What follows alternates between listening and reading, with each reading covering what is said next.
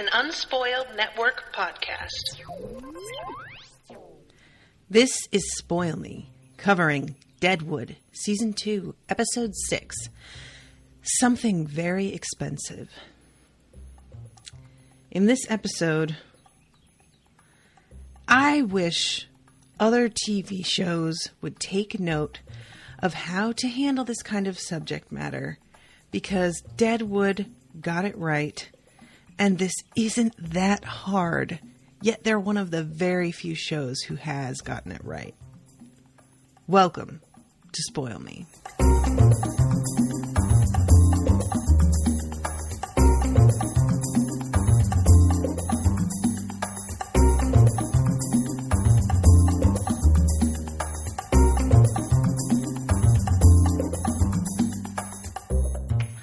Welcome to the show, everybody. I am Natasha. Many thanks to Patrick for commissioning this episode. I had thought that I was going to have to push back a lot of my Spoil Me episodes because of computer replacement trouble, which some of you may have heard about, but it turns out that I'm going to be able to work it, so that isn't a factor, and I'm very happy. So this episode, what I had been fearing from the moment that we met Francis Wolcott came to pass. And by that I mean, he finally murdered a woman. I have to say, as awful as it is that he murdered not only a woman, 3 women, this show did not make a spectacle of his proclivity for violence mixed with sex. And this is the kind of thing that I expect the worst. I always expect the worst when it comes to the subject matter being brought up on a TV show. And for examples of this being handled badly, and I cannot emphasize enough how much I mean badly, watch Game of Thrones. Violence against women in that show is treated as titillating and is depicted in such a sexualized way. And there are different ways of depicting sexual violence. And it's the sort of thing that it's like when they say, I can't define porn, but I know it when I see it. With sexual violence, when it's depicted in what I'm calling a titillating way, it's a really difficult thing to quantify, but you know when it's happening. And I was just living in fear, basically, that we were going to get a scene with him that was sort of like Joffrey when he has his 2 presents delivered, or the scene up at is it Craster's place above the wall? There are a lot of scenes in Game of Thrones in which it is just treated as women are used as a tool to show what a bad guy someone is. And this show decided to sidestep that almost completely. And I'm not sure if there was any sort of sexual element to the murder of Doris. I tend to think not. But I also don't really know Francis well enough to tell. However, the murder of, what is the girl's name after her? Abigail? Clementine? There's the second girl, and then Maddie, is very matter of fact. Slit a throat, it's over. There is nothing about those murders that feels like the show is weirdly getting off on it or making it into a sort of like indulgence for the viewer. And I cannot tell you how much I appreciate that, because I just, and you know, there is every possibility that they will do that in the future. I reserve the right to revoke the cookies that I'm giving them for this right now. But at the moment, I'm just so relieved, because I had my stomach like in knots waiting to see some awful scene where he's beating the hell out of a woman and raping her or doing God knows what. And we really have gotten very little of actually seeing his behaviors in this way. It's all been hinted at and described secondhand. And the women whom he's doing it to have been centered in the discussion just as much as he is. And I wish so much that I could like take this, the way this whole season with him has been handled so far, and make a sort of thesis about it and mail it to some executives that really need to read it. Because I'm in a couple of different groups about writing, and one of them is a screenwriting group. And the number of men who feel the compulsion to put rape or sexual assault into their storylines for no other reason than to give the woman character a reason to be angry or need revenge or whatever. It's so misused and done so like sexual assault is something that many, many women face.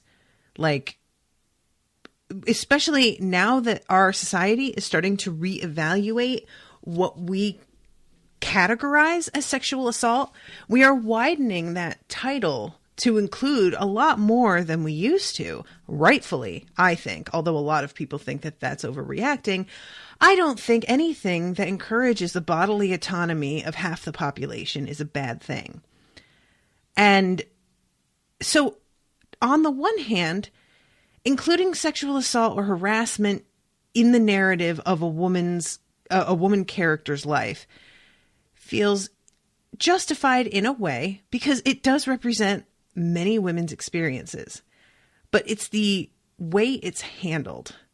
And oftentimes you can feel as a woman character whether or not this is being used as a plot device, as a contrivance and convenience, rather than a hugely important part of the story.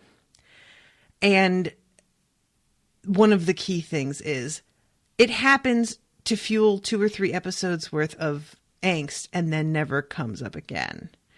Something like this. This show has decided they are not going to shy away from depicting in a very real, ugly sense the way that women were treated and, quote, valued during this era. And they show this in this episode as well by showing us all of the Asian, and I'm assuming that they're all Chinese, but I don't know how much, like, you know, that actually is a factor here. How much all of these Asian women who are carted in a fucking cage like animals, they're being trafficked. These are slaves. These are sex slaves. These are not women with choices. These are not women who can leave. These are not women who have any option in their lives. And I feel like this is a really frequently sidestepped storyline. And I respect the fact that they are approaching it in an unwavering manner. They're showing women being carted in, I repeat, in a cage. And that took up much more screen time than any sexual issue with Francis. Like, that is the right way to get people to pay attention to what the actual problem is. Francis as an individual is a symptom of a society that is okay with these women being treated like livestock. It's a matter of course that he murder everyone in the building because they're just whores and nobody will care. And unfortunately, he is dead right. And all I can hope for is that Joanie finds him. And I don't know what that looks like because she's in danger. I mean, Sai kind of stood up for her, but I don't have a ton of confidence that if the chips were down, Sai would pick Joanie's side over Francis's side. Like, his desire for power and money and that kind of social status that would come with being a favorite in the camp after it gets taken over by what's his face, I feel like that might outweigh any sort of affection that he has for Joanie. I don't know, though. Maybe I'm wrong. I hope I'm wrong, because I don't want anything to happen to Joanie. I love her. And I'm just delighted that she's like managed to come out of the other side of this, at least for this episode, okay. And I use okay in the loosest of terms. She's alive. She's not okay. Not really. But yeah, this episode just, guys, I can't tell you how relieved I am. Good God. So, okay, let's start off talking about what's actually happening here. The episode begins with a meeting between the widow and Sol. And they are discussing whether or not to start a bank. Now, can I just say, I am blown away. And I know that this is like a running theme of the show. So please, just call me an idiot. But I am blown away when I am shown how things came to be. Like, I always think of banks as being government-run institutions. I know that they're not. But they are often, if they're reputable banks, insured. They have the backing of the government behind them to avoid another like horrible crash. And so when I see that like banks were basically just started by somebody who had lots of money deciding that they wanted to start a bank, and that it was that easy to do and that basic, it's a slap in the face. It's the same thing as when I realized like how, town charters were created and how mayors were elected. And it was just like people fucking making it up. I always have this idea in my head that there's some greater ruling body that everyone had to go to get things approved. But that was true. Like, that's true now. That wasn't true then. And I can't tell you, as somebody who likes rules and regulations and authority as much as I do, how deeply uncomfortable it makes me to think of living in an era where everything was fly by the seat of your pants, get away with what you can get away with. Nobody is like checking up on things. And you can just sort of be like, yeah, I think I'm going to start a bank. And you can. All you need is like some people to run it with you and to be committed to this with you. But that's it. So anyway, she brings this up. And you can see on Sol's face that he is interested. But he's really like loath to get involved because of a couple factors. One, he already has a business that he's running. But two, this woman that wants to get involved with him is his best friend's ex-lover. And that presents its own sort of difficulties. And they're in the middle of talking, and he's saying that he's not entirely sure about this whole plan, and talks about having other responsibilities. And she's like, oh, other responsibilities, you say? Wow, I wouldn't know anything about that. And then gets up and throws up. Pretty much giving the game away. I imagine that this is not what she wanted to happen. That she realizes now that Seth is going to find out she's pregnant, and there's going to be a whole thing to do with that. This episode ends with this storyline. It ends with Sol telling Seth, I'm pretty sure she's pregnant, buddy. And we don't get to see how Seth copes with that or what he does. But yeah, so this scene, it turns into a conversation later with Seth and Sol, where Sol tells Seth about the idea that she came to him with, and Seth is incensed. He feels like, A, Sol's like abandoning this enterprise that they took on together. B, that he's like, taking the advice of people that he calls Trixie the whore, later apologizes, but he does say it in this really shitty way. I appreciate that Sol's at that point like, we're not talking about this anymore, bye. So I think he doesn't like that other people seem to have Sol's ear.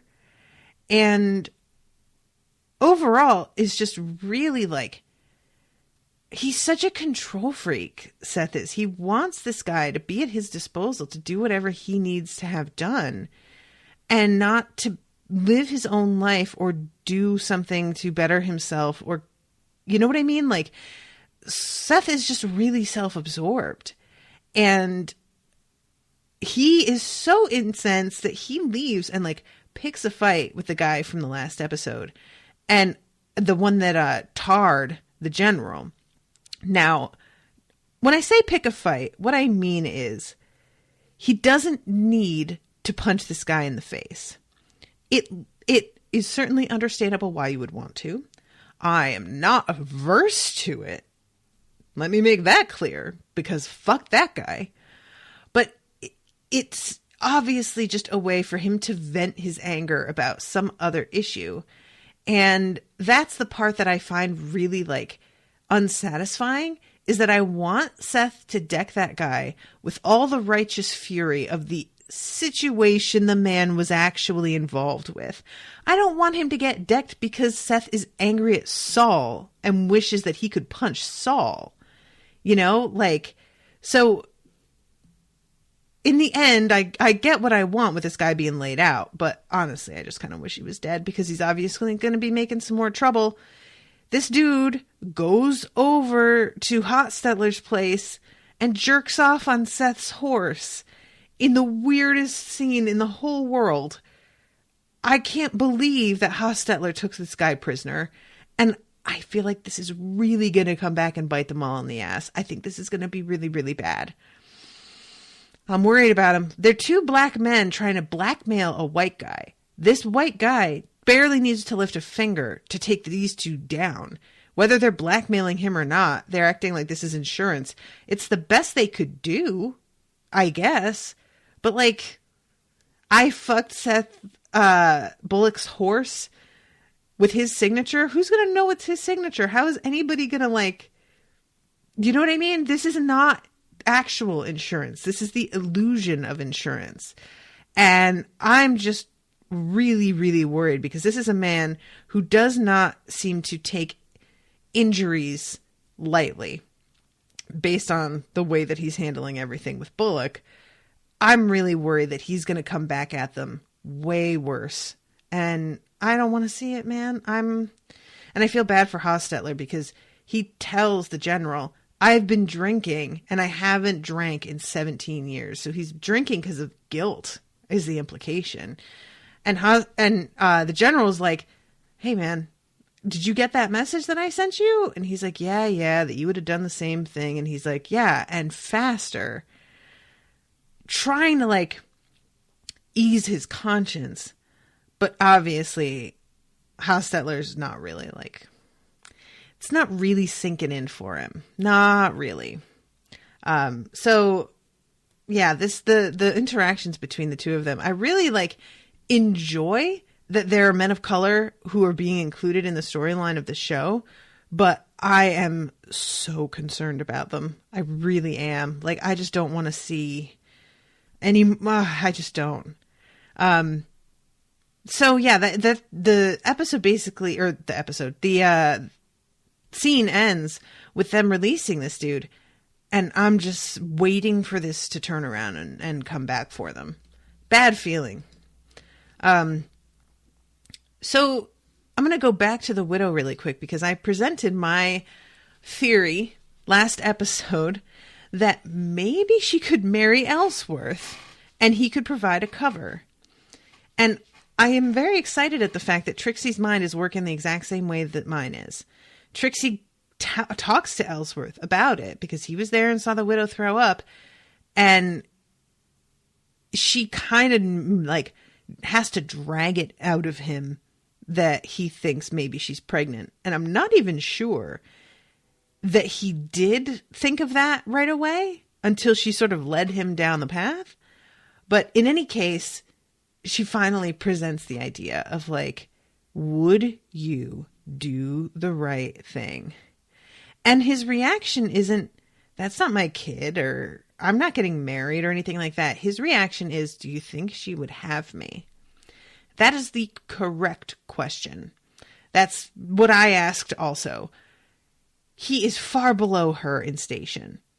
However, she really is in a situation where station matters less than it might anywhere else in the country. Where they are right now is one of the few places that I feel like she could get away with marrying someone so far beneath her and it not be like this huge scandal. And I really hope, because Ellsworth is a good guy and level-headed and does have her best interests at heart, I hope he goes for it. I don't really see them as a couple. Like, I'm not that interested in that. I'm into this for the alliance aspect of it. This is a business arrangement. I am hoping that he would treat it as such and make it clear to her that he does not expect to live with her as a husband in the way that one would expect. That if there's not going to be consummation necessary, that this will be at the most an agreement between the two of them of protection in exchange for, half of her holdings or something like that. And I don't know that the widow would agree to that, because it seems like she has really come to value her independence. And she might not like somebody being in her life with that kind of control, because in this era, once she gets married, I would imagine that control of everything automatically passes to the husband and isn't actually divisible in half equally in terms of like control. I don't know that to be true, but for a long time, laws about, what do you call it? Inheritances and whatnot completely favored men and male heirs. And so I wouldn't be surprised if that was true of how one could handle all of her assets. So yeah, I'm hopeful that she'll be open to this idea. I would, if she had reservations about it, I would totally understand why.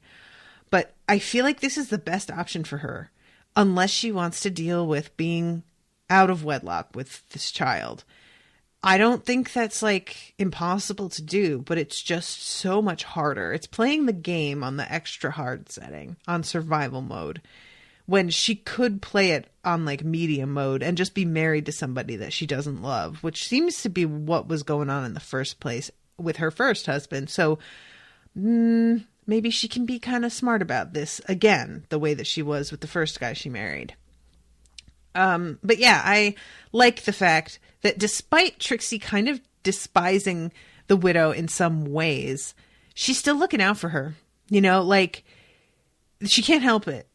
And I really like that there's a big part of her that feels protective of this woman in a way, because women do have to have each other's backs, man. Like today, that is just as true as it ever was. And in this era, forget it. Of like, if women didn't have each other's backs, nobody would.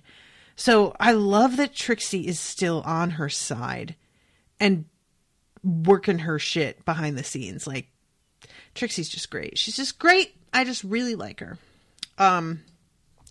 So, okay. Speaking of Trixie, let us talk about the meetings in Swearengen's office. Al is not quite back in control of his, I think it's his right side, went down for the count. His right arm and his right leg are basically like not functioning. But he's doing well enough that he is able to hold meetings and sort of position himself at his desk with the damaged part of him facing away, so that people are not able to detect quite as easily that whole portion of his body can't move. And it gives a pretty decent impression. Like, he is able to, I think, pull it off with pretty much everybody, except maybe Trixie. Trixie's the one who's been around the whole time, and she knows what he's going through. So she's like the exception. But otherwise, it seems like he's able to do this. And it's so she goes in there, and he asks her all about Sol. And this answers some questions for me. He is basically like, letting her have more freedom. And I really appreciate that this is being like finally really addressed. But she explains to him that like she is getting lessons in accounting and he approves of this. And, you know, in his really racist way, talks about that Sol, like, would probably consider that a pretty valuable trade for her, that she's getting, like, the better end of this in some ways because of what she's learning. But she does, like, report on everything that she's seeing and what's going on with the widow and proposing a bank and Sol meeting with her and everything. And as far as I can tell, Al doesn't really fall anywhere in particular on this yet. Obviously, once they decide if they're going to do something, he will adjust what he expects or wants or figure out a way to benefit from it. But at the moment, he's just sort of biding his time to wait and see what happens with that. I kind of love the fact that Trixie mentions how Sol stares into her eyes when they have sex, and she says, kind of long and like. And Al just goes, Jesus Christ. And I think Trixie cares about Sol. I think that this like act that she's putting on is for Al's benefit because she wants him to not be threatened by Sol. But I really do think it's funny the way that like they're treating this whole thing. Poor Sol. He doesn't know. He likes her. It's fine.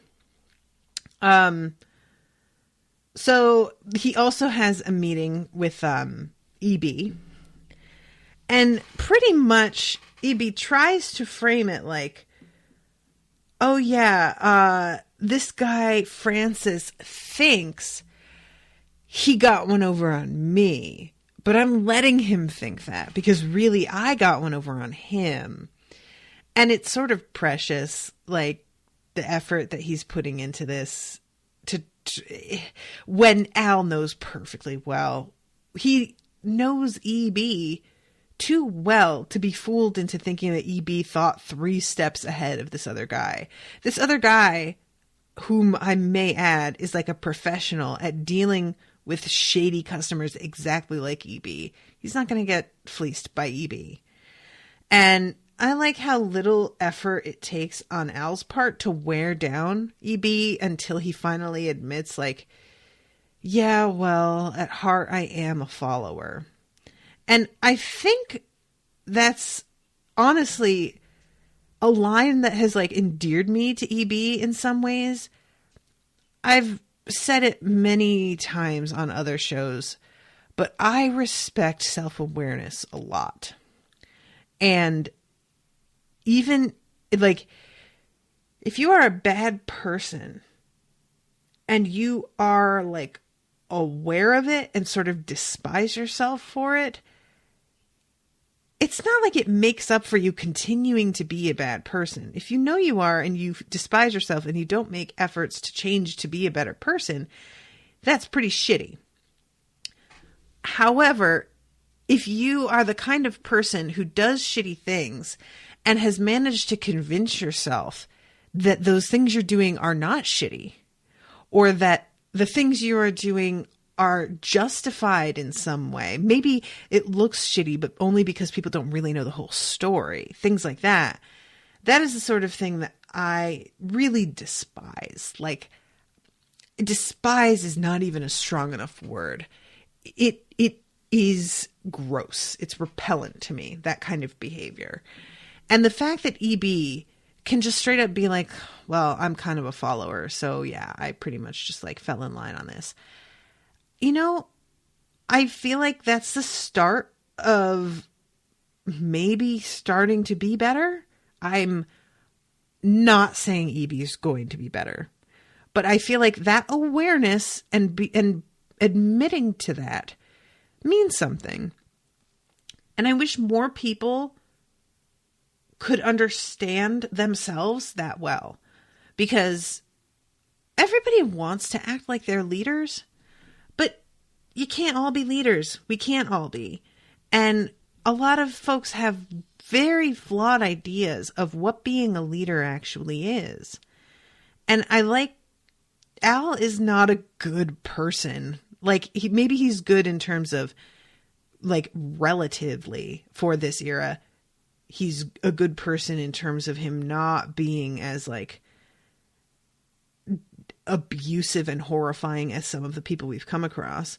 But Al is a racist. He is a murderer. He's definitely misogynistic. Like, Al isn't a great guy. However, he is a good leader. He knows how to make people happy while also getting what he needs out of them. He knows how to keep track of, like, the mindset that people are in and use that to predict what they're going to do or how they will respond to something. And that takes not just foresight, but it takes a certain amount of empathy that isn't really, like, calling Al empathetic feels a little bit counterintuitive, but I think it's really true.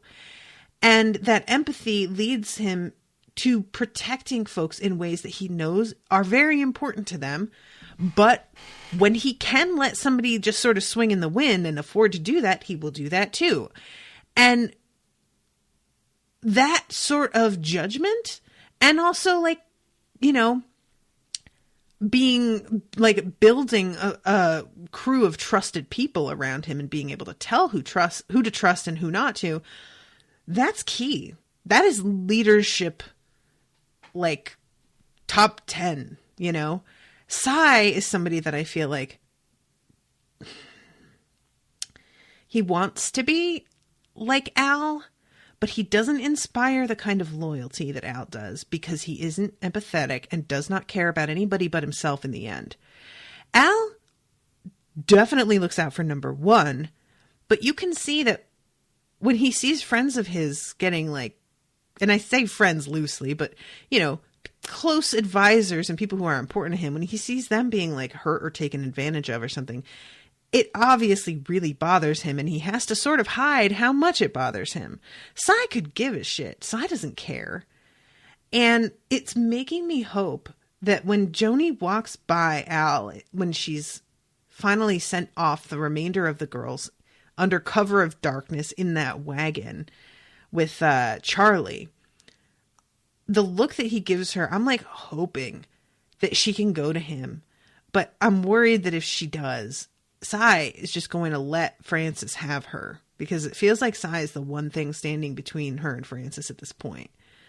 So yeah, anyway, I really, the scenes with Al, like, he meets with Wu as well a little bit later, and Wu obviously starts to worry that Al is going to team up with the San Francisco guy. And it turns out the San Francisco guy speaks perfect English. He is, unfortunately for Wu, this dude would be much easier to communicate with and maybe better to Al's long-term goals overall because of dealing with him being simplified because he speaks English. But he has clearly got some big connections because Al presents him with 20 grand in gold, and this dude turns it down without even a flicker of interest. There isn't a moment's hesitation before he's like, no, I don't want it. So that's not boding great. This feels like a fucking problem. I'm really, really curious exactly who, like, we know that Hearst is in the picture, but is he the only one backing this guy, or is there something bigger going on even? And Al would want to get in on that, you know, if he could. I assume that's really because of the way this guy behaved, completely off the table at this point. But I wouldn't put it past Al to try and, like, finagle something, figure it out. And I worry a little bit for Wu in this because I want... Wu's just, you know, he's our guy. He's the one we've known since the beginning. And he has been, weirdly, an integral part of so many plot lines, even though he's barely got any fucking dialogue at all. And I want this dude to do okay, you know? So I hope that Al doesn't abandon him. I want Wu to learn English, because that's the main thing. They can't work together like this forever. It's just, there's too much lost in translation. And I can't help but think, if Wu finds out this guy, the other guy, can speak English, I'm not sure if he knows that or not. It might motivate him to learn, because he doesn't seem that motivated to learn right now. Like, it's clear he's frustrated that he can't communicate with Al better, but it doesn't seem like he's putting effort into learning. He's just like, yeah, it's annoying, but we manage in the end, and we always have.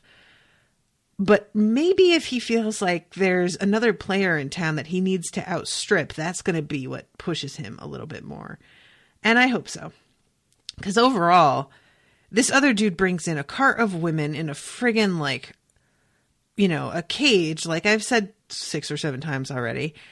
And I don't feel like Woo's the kind of guy that would do that. I don't feel like Woo treats his own people as if they are commodities in the way this other guy is. I could be wrong. We haven't seen Woo in this position. But at the moment, he's got the benefit of the doubt from me. So anyway, yeah. So that's what's going on with that meeting. And trying to think if he has another... Oh, yes, of course he does. He meets with Miss Isringhausen. So... everybody is assuming that Miss Isringhausen is actually working for the dead man's parents. I assume Miss Isringhausen is actually working for Alma's father. It doesn't seem like that's occurred to anybody, which is weird because her father was very vocal in a public place pretty loudly about how he would absolutely accuse his daughter of murder, no problem. And Seth beats the shit out of the guy in front of everybody. And it still doesn't seem to have like sunk in. I'm wondering, did people not hear what he said? It feels like that's the only thing about this show. And it's not a flaw in the show, really. It's simply something that I, as a, you know, and many of us, when you have to suspend your disbelief that a conversation taking place in the same room at a certain volume is not audible to somebody on the other side of the room. Like, you all remember in the beginning of season 1, when people are just walking around the gem, it's just a big wooden box. It's super echoey. Every step, every movement, everything is audible all over the place. So the conversation that Seth has with Alma's dad in the casino should be audible by everybody. And I assumed at the time that it was. And now I'm like, am I not supposed to think that? I don't know if, like, you know, if I was supposed to think that it was just between the two of them. Everybody was looking at him when he spoke. So I just thought they were looking at him because he was saying really horrific shit. And they were all like, wow, okay, this guy's garbage.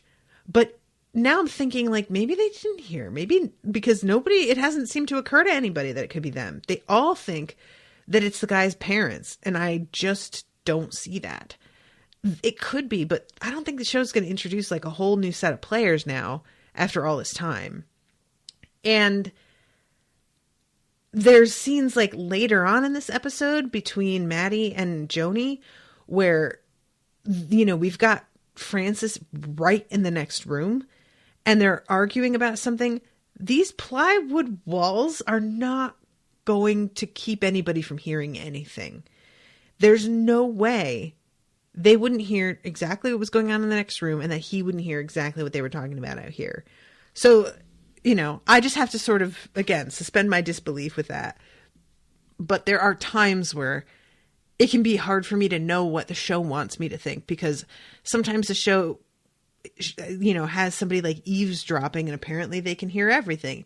At other times, they're 4 feet away and somebody like sort of mumbles to another. And I'm supposed to believe this 4 foot away person didn't hear any of that.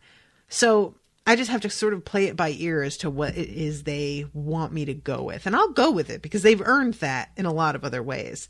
So, you know, far be it from me. But this meeting with Isringhausen is so, like, she is ice fucking cold, man. She's real creepy. She is really creepy. Like, yeah. And I love that Silas is like irritated with himself for falling for it and then immediately fucks her again.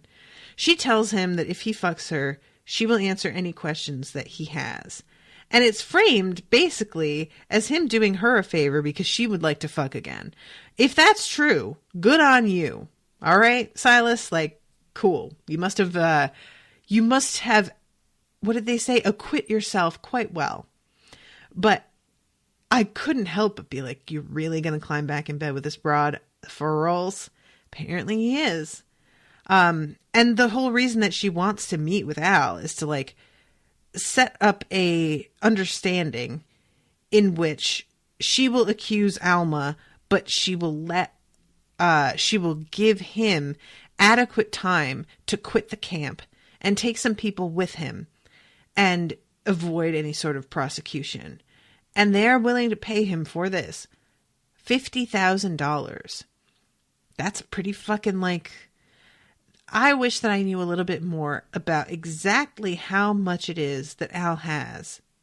It seems like if he presented that San Francisco Asian guy with 20 grand in gold, and we saw at least a few more bags in the safe that Dan took out, there has to be at least 80 grand in there. I would say probably more, because I don't think Al's going to present 20 grand off the cuff and just treat it that casually if it's like, 25% of his entire worth. But so 50 grand, while a significant sum, I'm not sure how much that really is to Al in the end. How worth it is it? I'm going to say not at all. He has worked really hard to set up everything that he has here. And just bailing like that in the dead of night because he was paid off, that ain't his style. He's not going to do this. But then if he doesn't, what will he do? He's concerned that she's working for somebody with the Pinkertons, but like backing them. I don't see that being a factor at all. I feel like he's going to put some feelers out and realize himself pretty quickly that that's not what it is. And if he realizes that the Pinkertons are not part of the equation, then he's not really going to be motivated to leave at all. And I don't know what that's going to look like. If he stays and she tries to continue to carry out her plan, what is she going? It's just going to be her word against his, her word against Alma's, her word against Seth's. Like, then there's also Ellsworth, who saw Dan kill the guy. Like, there is way, way too much for her to be up against to win if Al declines to leave. And if he declines to leave, maybe he's in danger, but he's got a pretty solid crew of people around him. And I don't see what she or anyone who's backing her can do to make him comply or take him out, So yeah, Miss Isringhausen, apparently this is like part of her deal, is that she's basically a con artist and she's for hire. And she hasn't been told, Silas asks her who hired her, and she says, I'm not told that kind of thing. And I believe her. I really don't think she is. But she's quite dangerous, man. And I was so going to say I was so judgmental about Alma, but you know what? That's not fair. Alma was being shitty. As far as I knew what I knew about Miss Isringhausen, Alma was being really shitty to her, and Isringhausen deserved it at the time. Now that I know what I know, I can't help but wonder if there wasn't some instinct, some womanly intuition, if you will, that told Alma that there was something not right about this chick. I don't know. Yeah. Anyway, all right. So moving on. Those are all the meetings that he has that day, I'm pretty certain. And then we have this whole thing with fucking Commissioner Jerry getting out of camp. Cy Tolliver's face when this man comes down the stairs is so funny. Like, listen, I don't like Cy. Don't get me wrong. But, I don't like Commissioner Jerry either. And if I'm going to root for anybody, it's usually going to be the guy that I know best. And Jerry is such a pompous little shit. And he is a noob. He's not somebody that I give a shit about. And of course, if Cy can get one over on him, I'm going to be here for it. And Jesus Christ, he just puts all of his anger and jealousy and indignance into the indignation. Indignance isn't a word. Indignation. He puts all of that in the wrong place. And rather than be like, I guess I fucked up, he's like mad at Cy for Cy not having his back.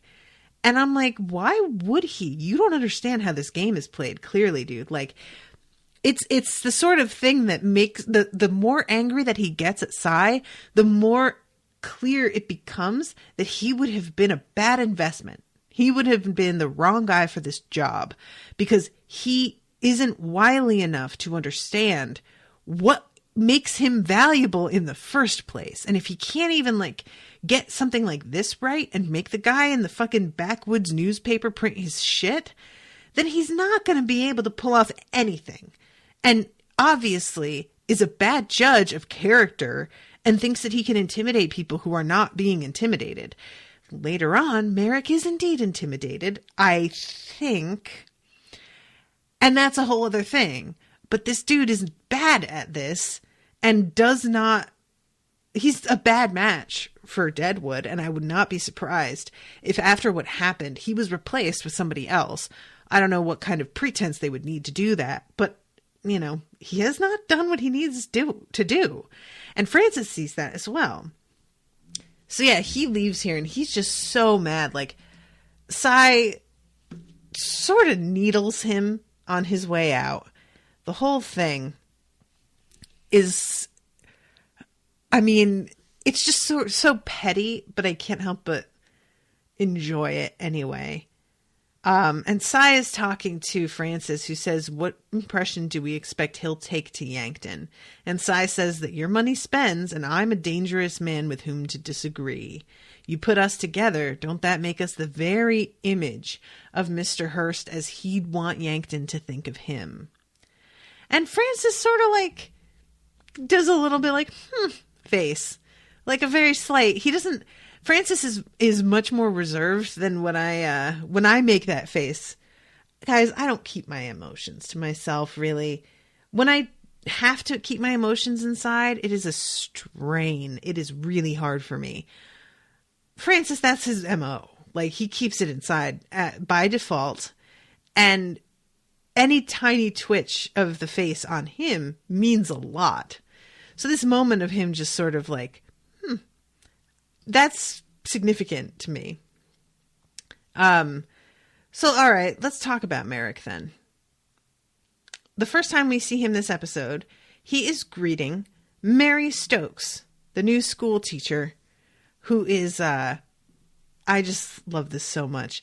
She's trying to get out of the carriage, and this guy comes and takes her hand, and she thinks he's assisting her with getting out. And by this guy, I mean Jerry, because Jerry is a shit with no manners.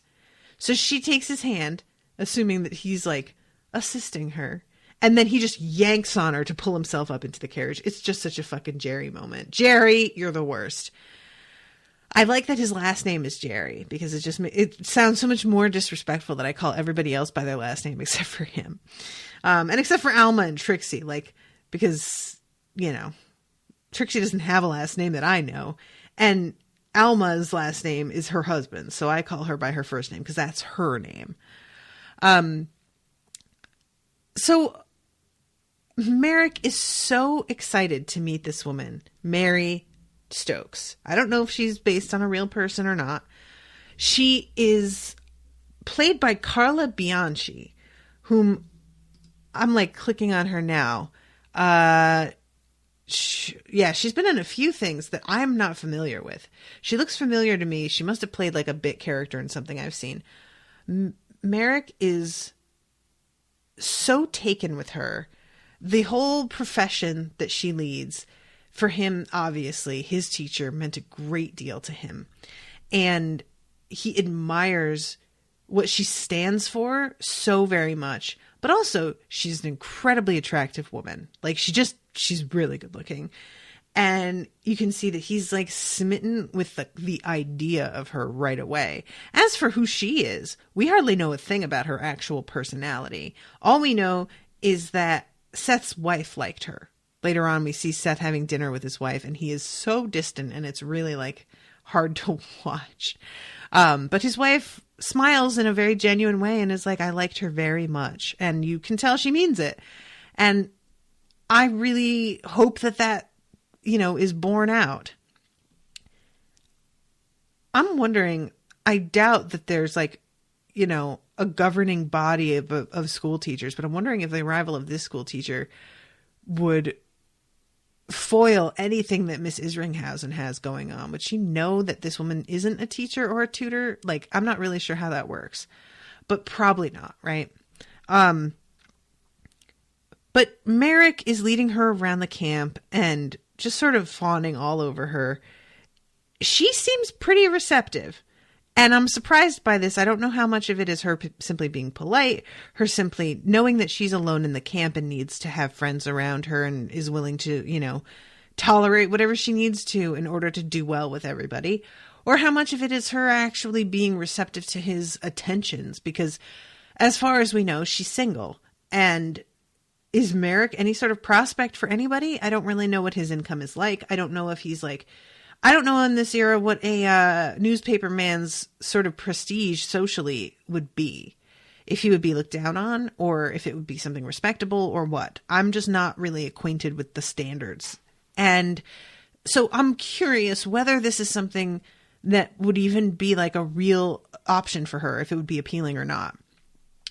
Merrick himself aside, like, I don't think that Merrick is attractive, but he's certainly like endearing in his way. And I could see being like, all right, you know what? Fine. Yeah, I'll marry you. It's fine. And they are out walking around, taking a tour of the camp when Cy has a meeting with his two fucking, I swear to God, these two are like Flotsam and Jetsam. They barely know what to do. They need to be completely led down the path. It's just such a striking difference when you see the meetings between Cy and Leon and Nuttall. Or that's not Nuttall, is it? No, Nuttall's the other one. But when you see the meetings with them three versus the meetings with Al and Johnny and Dan. Al, they get it a little bit more. Not always. He still does have to like explain down to the letter what he expects of them. But they're clearly like wanting to make Al proud. It's not about, I'm afraid he'll kill me if I fuck up. Although I'm sure that's there. It's, I want Al to be impressed with me. Personally, his opinion means a lot. And with Cy, it's, I know this guy will cut my throat if I fail. And that's a totally different type of motivation. And that kind of motivation can turn in on itself and cause people to do the wrong thing because they're too afraid of you. And the kind of loyalty Al has, I feel like, is more the type where even if they did fuck up really badly, they would come to him and be like, Al, I am so sorry. This is what I did, and tell him the truth. And he would be able to actually handle the situation versus somebody like Cy where they would keep it secret from him and then everything would start to blow up and he wouldn't know why because he didn't get told the truth in the first place. Does that make sense? So I just really appreciate how much the show has a foil against Al and shows us that like corruption is certainly going to be everywhere, but there are different ways that you can handle it. And there are more toxic ways of doing it than others. And maybe Al is like the lesser of two evils, or maybe like the best we can hope for in some ways, which is a little depressing, but also kind of weirdly reassuring if it's somebody who's actually got any kind of conscience. And Al seems to have a little bit of one versus Cy, who doesn't seem to have any at all.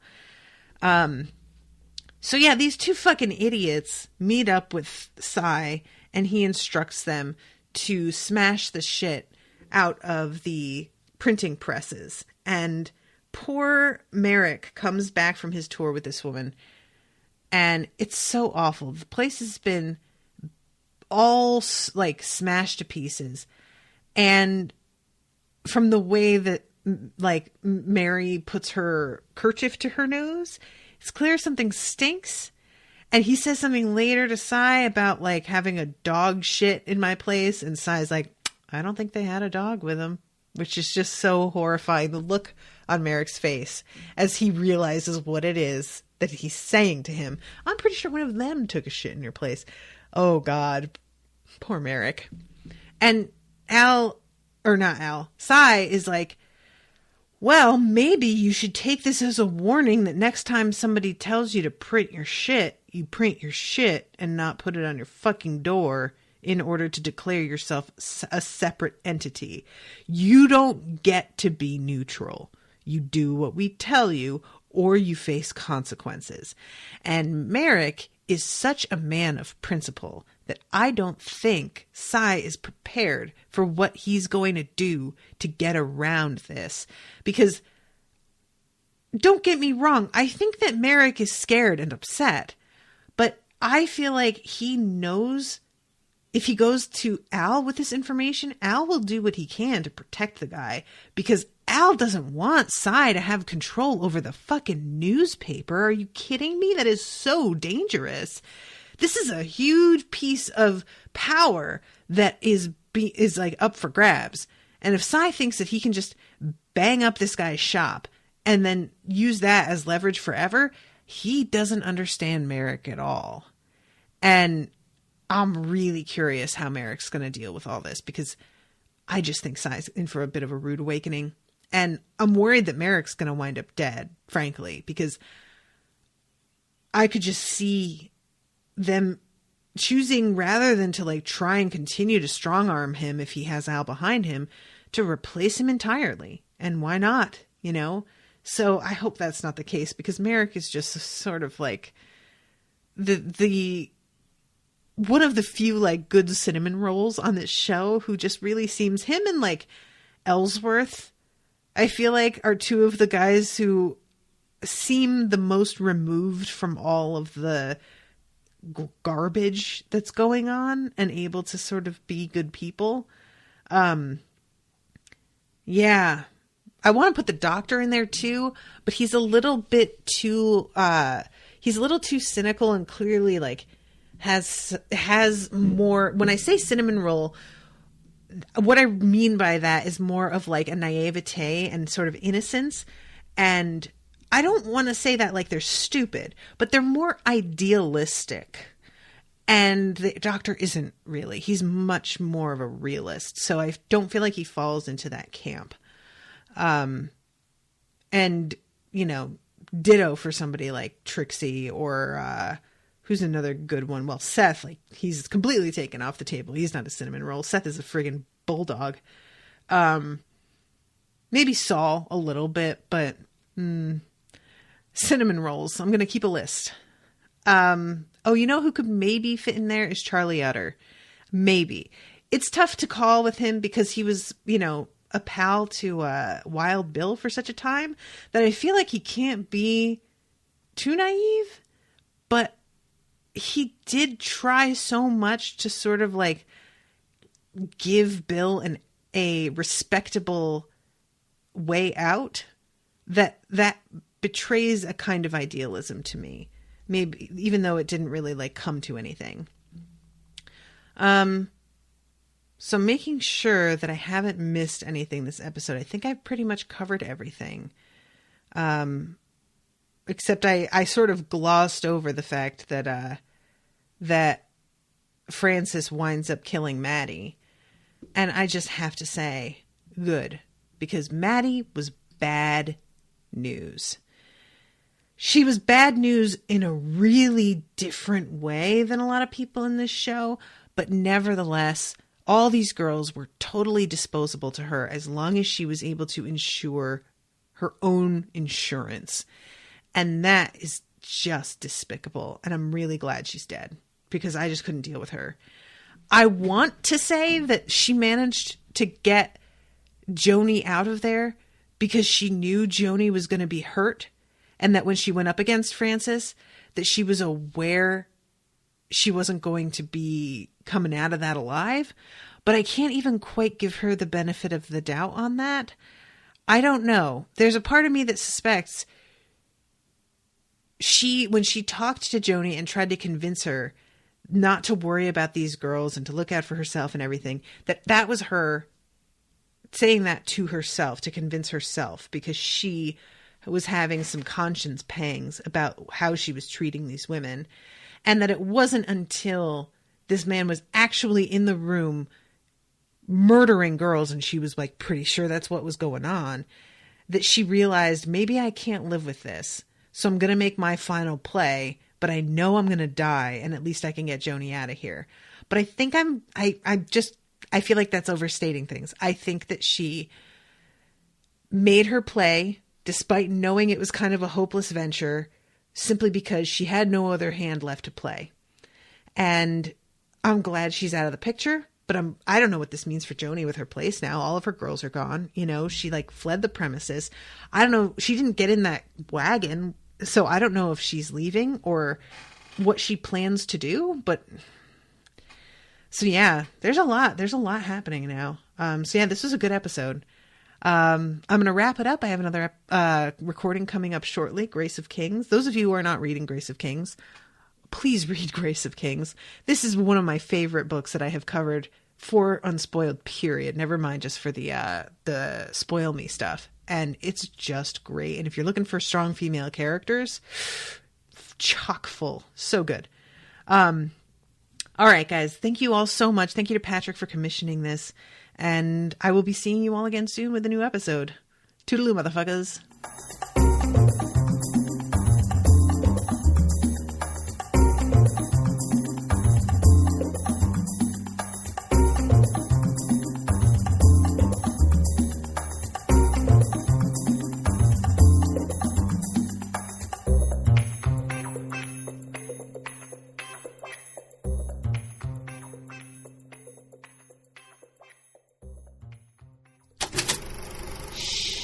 That was an Unspoiled Network podcast.